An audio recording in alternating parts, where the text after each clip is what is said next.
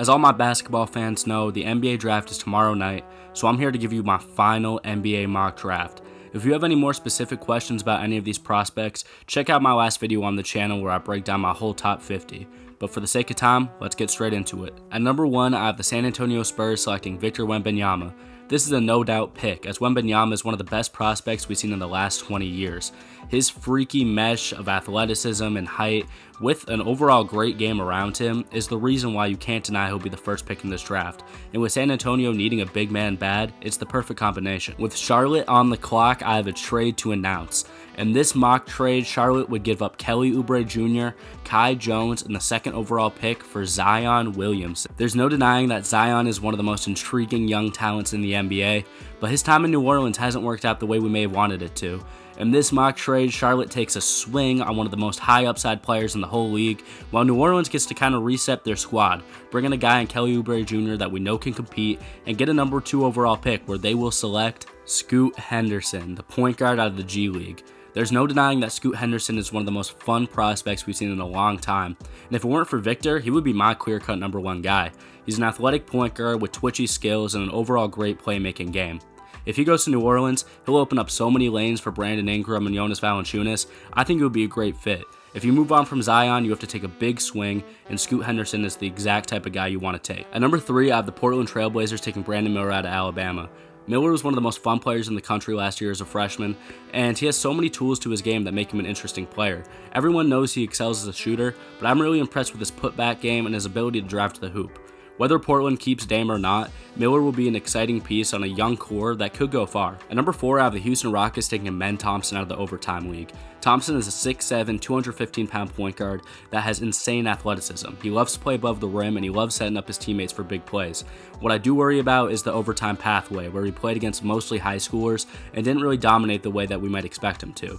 With that being said, he has all the tools, and the Rockets love taking highly athletic guards, so it seems like a great fit. At number 5, I have the Detroit Pistons taking Cam Whitmore out of Villanova. Cam Whitmore is a really strong, big forward who would fit in well with a Pistons team that is kind of too guard dominant right now. Whitmore has an incredible first step, and he blows by good defenders over and over again. It's the best part of his game. I do worry about his injury to his right shooting hand, which could be dangerous, but assuming he comes back healthy, he might be one of the best players in this whole draft. At number 6, I have the Orlando Magic taking Jarace Walker out of Houston. Walker's a 6'8", 240-pound power forward, and he's an athletic defender. He rim protects like some of the best of them, and he has a versatile offensive game. He could be a little bit of a tweener. He's not really big enough to play the 4 in the NBA, but he's not really ball dominant enough to play the 3. But you can't deny the talent where it's there, and teamed up with Paolo Banchero in Orlando, I think it would be a great fit. At number 7, I have the Indiana Pacers taking Grady Dick out of Kansas. Grady Dick is the best shooter in this class, and coming in at 6'8", 205, he profiles well as an NBA shooting guard. Along with his shooting, he has a great feel for the game, and he gives a ton of effort on defense. I do worry that he could get rocked by some of those faster guards off the dribble, but with that being said, I think he'd be an amazing floor spacer, and especially next to Tyrese Halliburton in Indiana, for years to come, that could be a dangerous, deadly duo. At number 8, I have the Washington Wizards taking Anthony Black out of Arkansas. Anthony Black is 19 years old, 6'7", 200 pounds. Despite his size, I really do think he's in his best when he's playing a pure point guard role. He's super fast, but he's also patient, and he doesn't get ahead of himself often. He's a great playmaker. I do worry about his scoring. He's not an amazing shooter, but Washington's really looking for a high upside guy pieces, and I think Anthony Black would be the perfect pick. At number 9, I have the Utah Jazz taking Cason Wallace out of Kentucky. Cason Wallace is probably the best defensive player in this whole draft. On the ball, he's a menace, and he has a super high motor when he's off the ball. He's going to be a good playmaker in the NBA, even compared to other point guards, and he's a very solid finisher at the hoop. He doesn't create his own shot very well, and he does take these weird, awkward, contested floaters sometimes, but based on his defense and playmaking alone, Cason Wallace will be a starting NBA point guard by next year. He's worth the pick here, and I think Utah would love to get a guy like that, especially if they're moving on from Colin Sexton. Dallas on the clock at number 10, I have another trade to announce. In this trade, Dallas would get Kevin Porter Jr., pick number 20, and a 2024 second-round pick, as Houston moves up to pick number 10, where they will select AUSAR Thompson out of the Overtime League, Despite taking his twin and men at 4, AUSAR is not the same type of player, and he'll add versatility to this Rockets draft. AUSAR is much more of a space creator and a shooter in the NBA. I think he'll play more of a 3 compared to a men who will play the 1. He can shoot well, he's got a great feel for the game, but he also could profile as a guard if you really needed him to. He's not a playmaker like his brother, as I mentioned, and like all the other OTE guys, I worry about the talent he faced, but you can't deny it would be awesome if Houston could keep the twins together and have them succeed at the highest level. At number 11, I have the Orlando Magic taking Nick Smith Jr. out of Arkansas. Smith Jr. is a 6'5" point guard with a 6'8" wingspan, which is going to be a huge help at the NBA level. I know some Magic fans may worry about taking another point guard without a solid jumper, but he's one of the best scorers in this class, and when he gets to his spot, he's electric.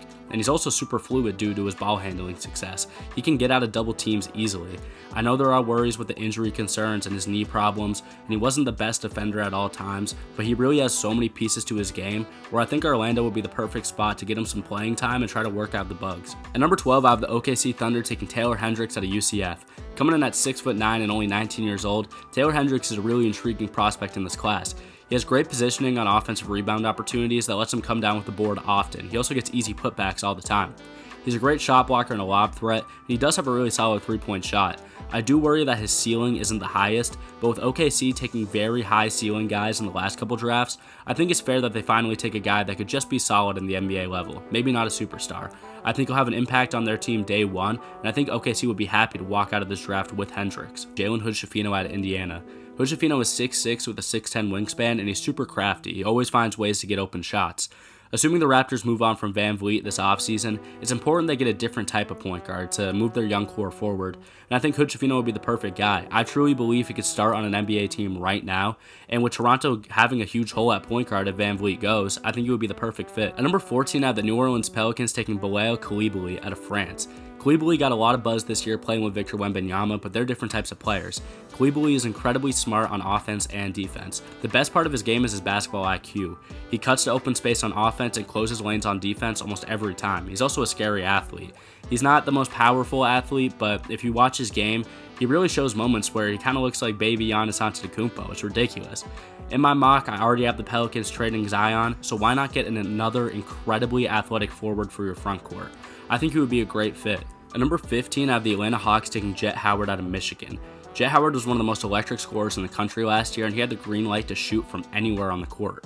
He's very versatile as well. He shoots all over the place in many different types of shots, and he's proven he can play with ball-heavy guys such as Bufkin and Dickinson, so I think he could do the same with Trae Young and John Collins in the league. He's not a freak athlete, but I really do think he's one of the steals of this draft. If Atlanta can walk out with him, they just add another shooter to their lineup that already contains so many great. At number 16, I have the Utah Jazz taking Bryce Sensabaugh out of Ohio State. Sensabaugh is a pure 3-level scorer, and he was incredibly productive. Assuming they get Cason Wallace like they did in my mock draft, I think they would make an amazing team. He's a really solid catch-and-shoot guy as well. He loves to make tough shots. He's also got good NBA size. He moves athletically with a lot of weight on him. He's in really good shape. I think if Utah can snatch him up, they'll add another scorer that they desperately need over there. Him and Lauri Markkanen could be a good team, and honestly, Markkanen might be a good mentor for him, so I'd like the pick. At number 17, I have the Los Angeles Lakers taking Jordan Hawkins out of UConn. Hawkins is a 6'5" shooting guard who's one of the best pure shooters in this whole draft. He's really good at shooting in motion. He can be moving super quick and still catch the ball and shoot at a really good efficiency.